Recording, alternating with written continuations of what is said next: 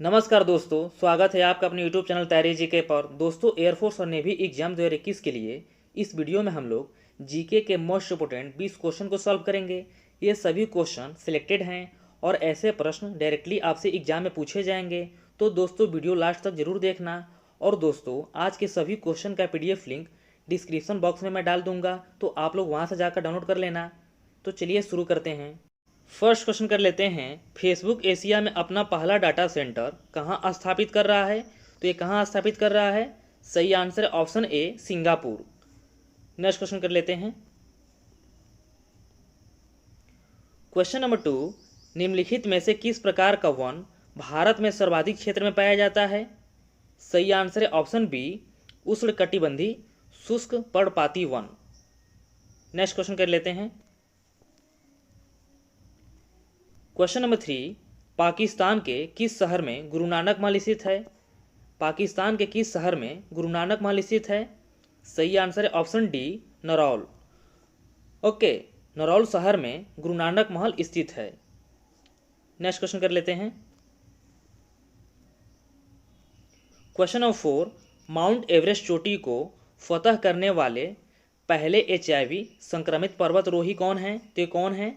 सही आंसर है option B, Gopal श्रेष्ठ। नेक्स्ट क्वेश्चन कर लेते हैं। क्वेश्चन नंबर 5, निम्नलिखित में से कौन सी ब्रह्मपुत्र की सहायक नदी नहीं है? क्वेश्चन ये कह रहा है कि निम्नलिखित में से कौन सी ब्रह्मपुत्र की सहायक नदी नहीं है? सही आंसर इसका ऑप्शन नंबर डी, वैनगंगा। जो वैनगंगा है ये ब्रह्मपुत्र की सहायक नदी नहीं है, और ये तीस्ता, सुबनसिरी, लोहित ये ब्रह्मपुत्र की सहायक नदी हैं। ओके, तो ये आपको याद रखना है अच्छे से, क्वेश्चन में कंफ्यूज नहीं होना है आपको। ओके, चलिए अगला क्वेश्चन करते हैं। क्वेश्चन नंबर 6, विश्व का सबसे ऊंचा इंडोर वाटरफॉल किस देश में बनाया गया है? तो ये किस देश में बनाया गया है विश्व का सबसे ऊंचा इंडोर वाटरफॉल? सही आंसर है ऑप्शन सी, सिंगापुर। सिंगापुर में सबसे ऊंचा इंडोर वाटरफॉल बनाया गया है। ओके, ये आपको अच्छे से याद रखना है क्योंकि एग्जाम के लिए बहुत इंपॉर्टेंट है।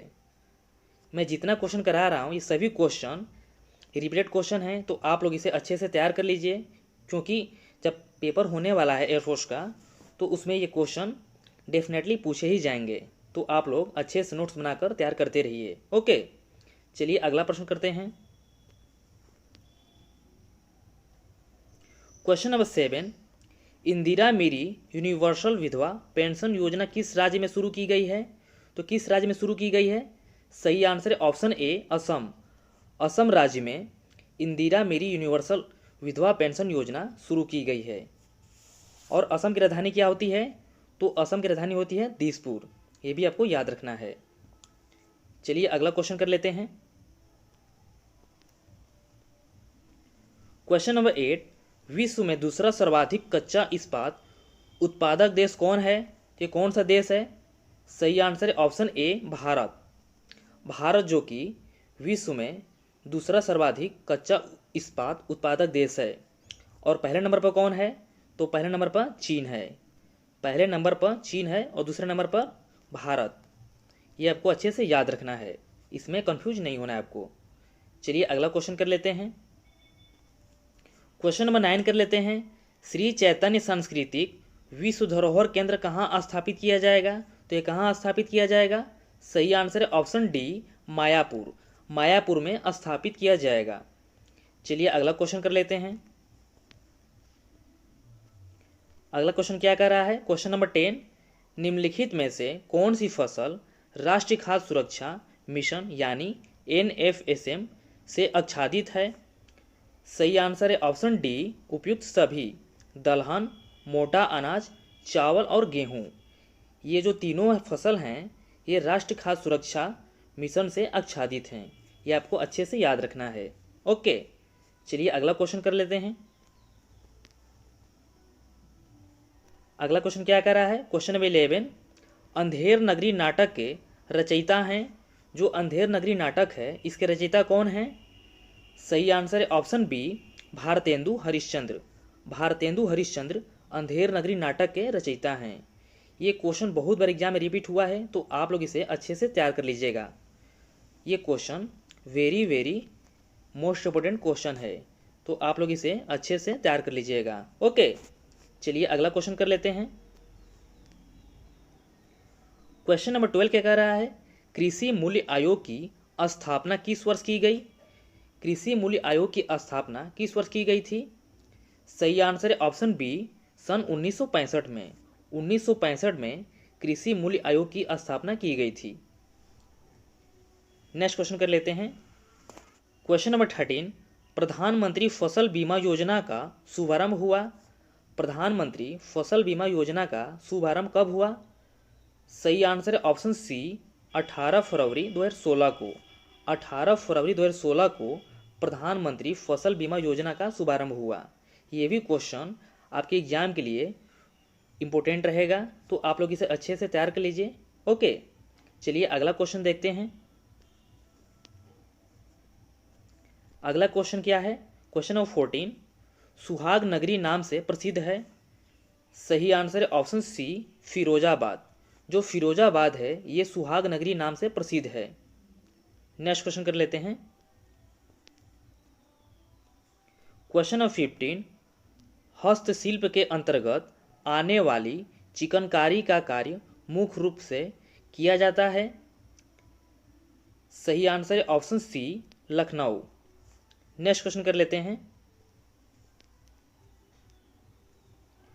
क्वेश्चन नंबर 16, निम्नलिखित में से किस अवसर पर सोहर लोकगीत गायन किया जाता है? यानी कि क्वेश्चन ये कह रहा है कि किस अवसर पर जो सोहर होता है लोकगीत गाया जाता है। ऑप्शन क्या दिया हुआ है? मुंडन, बच्चे के जन्म पर, नामकरण या विवाह। तो इसका सही आंसर हो जाएगा ऑप्शन नंबर बी, बच्चे के जन्म पर जो सोहर होता है वो गाया जाता है। तो ये आपको अच्छे से याद रखना है। ओके, चलिए अगला क्वेश्चन कर लेते हैं। क्वेश्चन 17, निम्नलिखित में से किस तिथि को दिन और रात बराबर होते हैं? क्वेश्चन ये कह रहा है कि किस तिथि को दिन और रात बराबर होते हैं। सही आंसर है ऑप्शन डी, 23 सितंबर। 23 सितंबर को दिन और रात बराबर होते हैं। ये भी क्वेश्चन एग्जाम में कई बार पूछा हुआ है, तो आप लोग इसे अच्छे से तैयार कर लीजिए। ओके, चलिए अगला क्वेश्चन देखते हैं। क्वेश्चन नंबर 18, निम्नलिखित में से कौन सी मध्य भारत के संविधान की स्मृति सूची में है? सही आंसर है ऑप्शन सी, जनसंख्या नियंत्रण और परिवार नियोजन। नेक्स्ट क्वेश्चन कर लेते हैं।